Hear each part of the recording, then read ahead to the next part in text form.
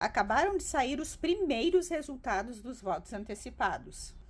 E os resultados mostram o Trump vencendo nos estados pêndulos. Os republicanos estão vencendo nos votos antecipados e isso é inédito. Isso nunca aconteceu antes. E esses estados, se o Trump está na frente, a margem já é tão grande que não tem como reverter. Veja essa explicação aqui do apresentador da Fox News. The race in Pennsylvania, according to the polls, is tied. It's also tied in Michigan and Wisconsin. Harris can't afford to lose any of these states because Donald Trump's ahead by at least a point or two in North Carolina, Georgia, Arizona, and Nevada. It looks close, but the Trump campaign feels good about where they are because of the early vote. For the first time in history, Republicans are ahead in the early vote.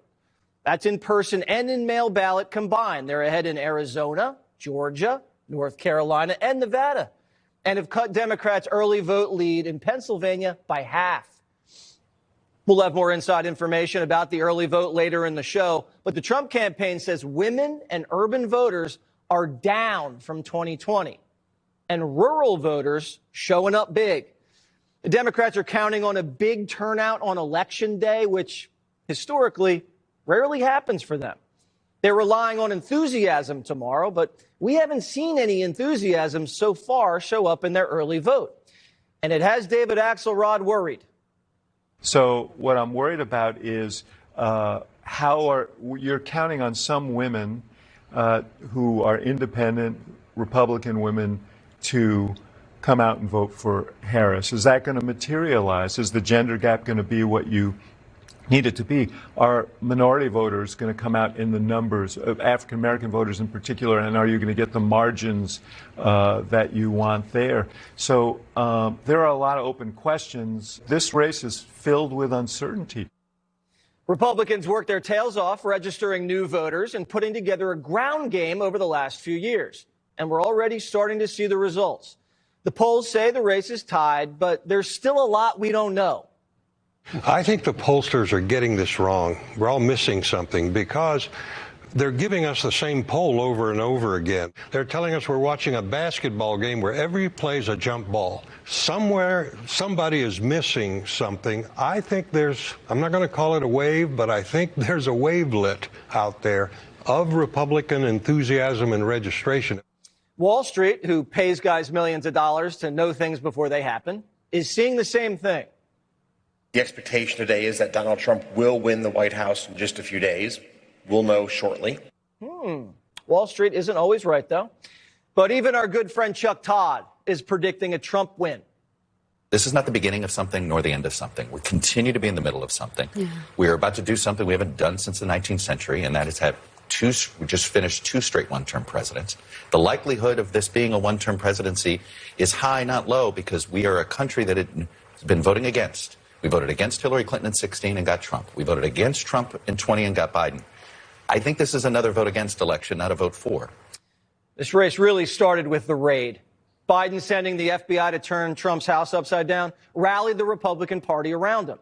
After that, it was overkill. Indictment after indictment after indictment. Even a mugshot. Then unconstitutionally excessive fines and a 6-week show trial. Trump's numbers began to skyrocket. Biden was in trouble, so he gambled and called for an early debate. A gamble he lost so badly he lost the nomination. The Democrats stripped Biden of his delegates and forced him off the stage with a gun to his head. Meanwhile, guns were loaded for Trump, and 45 nearly died in Butler. The assassin was put down by the Biden administration. They stonewalled investigators. Você sente que a sua saúde masculina não é mais a mesma? Você tem dificuldade para dormir porque vai várias vezes ao banheiro à noite? Sente aquele desconforto, inchaço? Saiba que a retenção urinária afeta a qualidade de vida de muita gente. Se esse é o seu caso, conheça o Max Prost, tratamento natural aprovado pela Anvisa que combate o inchaço e melhora o fluxo urinário. Com apenas 2 cápsulas por dia, ele ajuda a reduzir os seus desconfortos urinários e a fortalecer a imunidade. Tudo de forma natural. Max Prost combina ingredientes raros, como vitis vinífera e rizoma de cúrcuma, que ajudam na reposição hormonal e na saúde masculina. Depois de não ter tido resultado com o finasterida receitado pelo urologista, eu comprei e estou usando o Max Prost tem uns 20 dias. E já na primeira semana, comecei a sentir uma melhora na bexiga.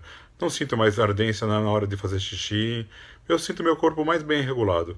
O Max Prost ainda possui a garantia blindada de 30 dias, satisfação garantida ou seu investimento de volta. Por ser um parceiro novo do canal, você terá 53% de desconto, frete grátis. E ainda por cima vai levar um e-book sobre saúde masculina totalmente grátis. Não perca essa oportunidade. Clique no link e comece a cuidar da sua saúde ainda hoje.